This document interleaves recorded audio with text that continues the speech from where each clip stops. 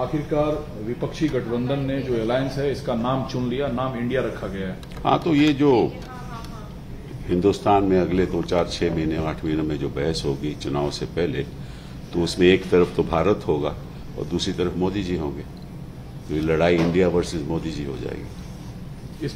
क्योंकि ये सारे जो लोग यहाँ हैं वो उस इंक्लूसिव इंडिया के लिए लड़ रहे हैं जो संविधान में लिखा हुआ है, और वो मोदी जी उस एक्सक्लूसिव इंडिया के लिए लड़ रहे हैं जो 2 आदमियों का एक्सक्लूसिव इंडिया है।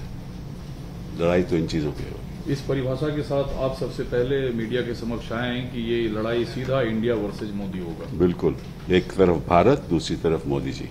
ठीक है। जो सर अपोजिशन की बैठक हुई उसको काउंटर करने प्रधानमंत्री खुद सामने आए। उन्होंने बोला ये जो सभी विपक्षी पार्टियां हैं ये भ्रष्टाचारियों का गठबंधन तो है। ये भ्रष्टाचार को छिपाते हैं, ये भ्रष्टाचार को सामने आने नहीं देते। इतने भ्रष्टाचार इस कार्यकाल में हुए हैं जिनका कोई अगर मैं वर्णन करने लगूं तो लिस्ट इतनी ज्यादा बड़ी हो जाएगी। लेकिन ईडी इनके साथ है, सीबीआई इनके साथ है, इनकम टैक्स इनके साथ है। जो भ्रष्ट लोग हैं उनके खिलाफ कोई कार्रवाई नहीं होती।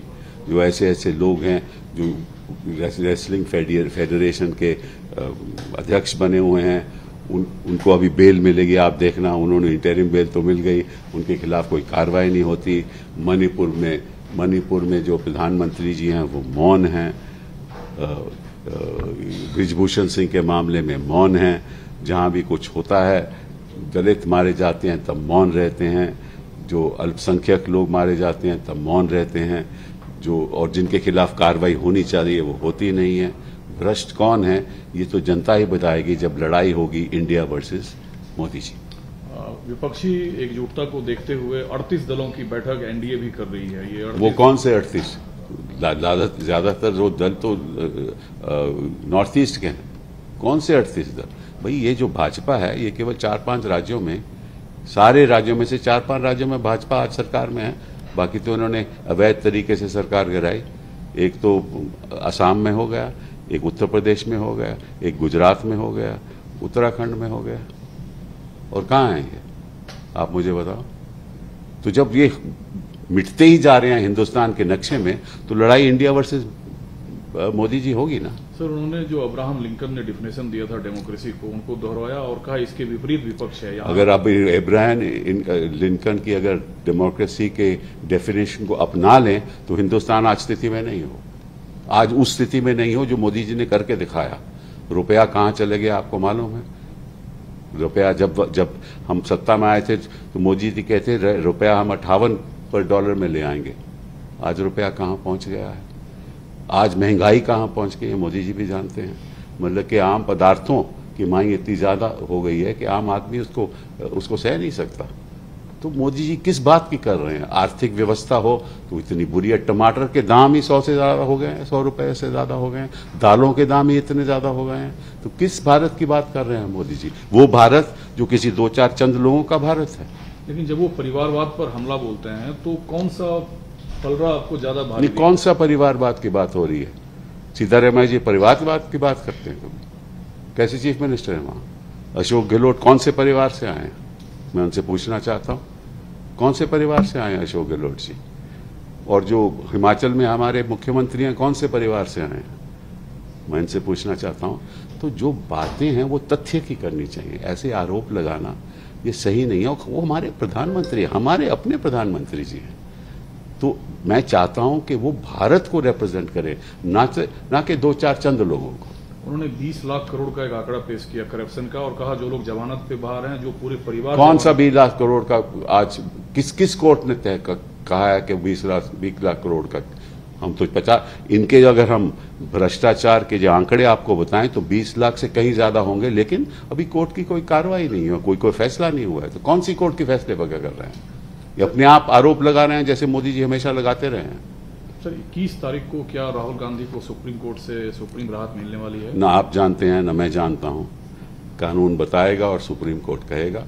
मेरे हिसाब से तो मिलनी चाहिए, लेकिन इसके आगे मैं कुछ नहीं कह सकता। Sir, very little in English, how can you see the name of India?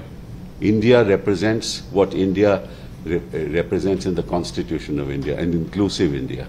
So the fight is going to be between India and Modi ji. And let's see who wins. I am sure India will win. Modi ji cannot. And Modi attack on dynastic party. What dynastic politics is he talking about? Ashok Gehlot belongs to a dynasty.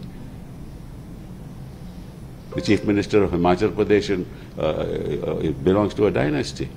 Please tell me, Siddaramaiah ji belongs to a dynasty. Which dynasty is he talking about? The opposition is, Kejriwal belongs to a dynasty. I want to know from him. Kejriwal belongs to a dynasty. Which dynasty is he talking about? I don't know what dynasties. There are 12% members of parliament, more than that, who are part of dynasty in NDA. So what, you see, these kind of a very puerile kind of statements. They're not based on anything substantial. It is, you make an allegation, you talk about 20 lakh crores ka kapla, you don't have any basis, any data to support it. So Congress President Kharge said very important statement, Congress party in Bengaluru not for power and post like peace. Absolutely. No, nobody is for power. We want power for the people of India. That's what India wants. India wants power for the people of India, not power with 2 or 3 persons in India. So who will be face, sir? What face? It's India. India doesn't need a face. India is the people of India. Sir जो कुछ राज्य हैं जैसे दिल्ली हैं, आप खुद पंजाब से हैं, दिल्ली में आप रहते हैं, बंगाल है, इन राज्यों में जो अपोजिशन यूनिटी को एकजुट अपोजिशन यूनिटी की जा रही है, इन राज्यों में गठबंधन का क्या आपको क्या फिक्र है इस बात का? जब हिंदुस्तान कहता है कि हम गठबंधन करेंगे और आगे बढ़ाएंगे, आप पत्रकार लोग क्यों फिक्र करते हो? हम करेंगे, आप फिक्र मत करो। नमस्कार, मैं हूं मानक गुप्ता। अगर आपको हमारा ये वीडियो पसंद आया हो तो इसे लाइक और शेयर जरूर करें, और हां, हमें सब्सक्राइब और फॉलो करना ना भूलें ताकि आप देश और दुनिया की कोई खबर मिस ना करें। तो जुड़े रहिए हमारे साथ और देखते रहिए न्यूज़ 24।